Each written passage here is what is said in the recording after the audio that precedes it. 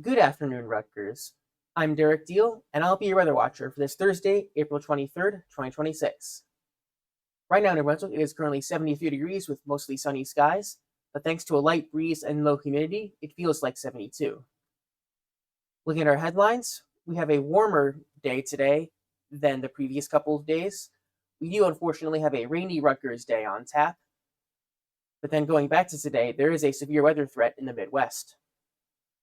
Looking at our current temperatures, besides the immediate New Jersey coast with Atlantic City being 55, anywhere even close to inland is in the 70s, with the urban heat island and Philly suburbs having some areas go up to 77.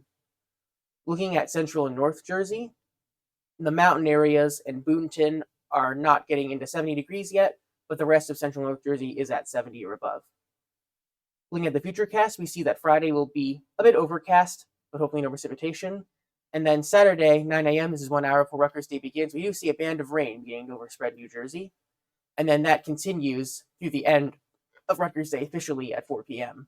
And then the rain really asserts itself Saturday night and lingers a little bit into Sunday before it clears out on Monday and we get a nicer day to start the week. If you feel like it always rains on Rutgers Day, well, that feeling is based on fact. It has rained the last 3 Rutgers days. In fact, we got 0.11 inches of rain in 2025. Just a trace, a drizzle in 2024, and then 2023 was a complete washout with over 1.25 inches of rain. And it looks like we're going to get rain for this Rutgers Day, so we'll be on a 4-year streak of rainy Rutgers days. For Rutgers Day itself, we can expect around maybe a little less than 1/2 inch of rain in central Jersey, and then as the day progresses into night, we can expect about 1/4 inch of rain in central Jersey.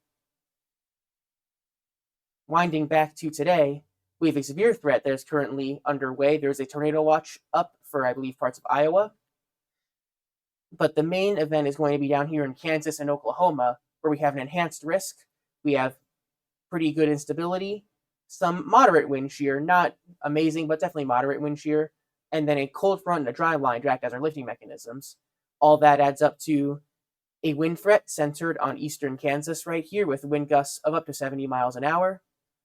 We have a hail threat centered on south of Wichita, with hailstones potentially of up to 2 inches in diameter.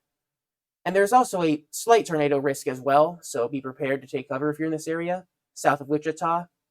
And there's a tornado threat all the way from Dallas up to Minneapolis, so anywhere in the green, be prepared. But if you're in the yellow, and especially the hatched yellow area, then be prepared to take those tornado precautions. But the main threat will be a hail threat. It's Drought Monitor Thursday. We see that all of New Jersey is in the same category of drought, the moderate drought. I've never seen the entire state be all one category before. Then perhaps some rain will clear this out a little bit, especially in North Jersey.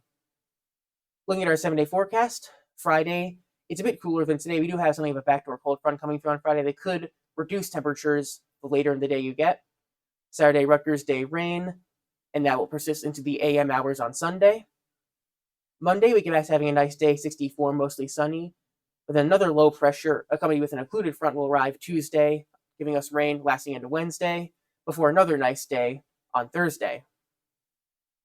And then the 8 to 14-day temperature time frame, we can expect slightly below normal temperatures. Probably a high around 60 degrees is probably the baseline to expect in the 8 to 14-day temperature time frame. So be sure to follow us on Facebook, Instagram, X, and YouTube. This is Derek Diehl, signing off. Have a great day.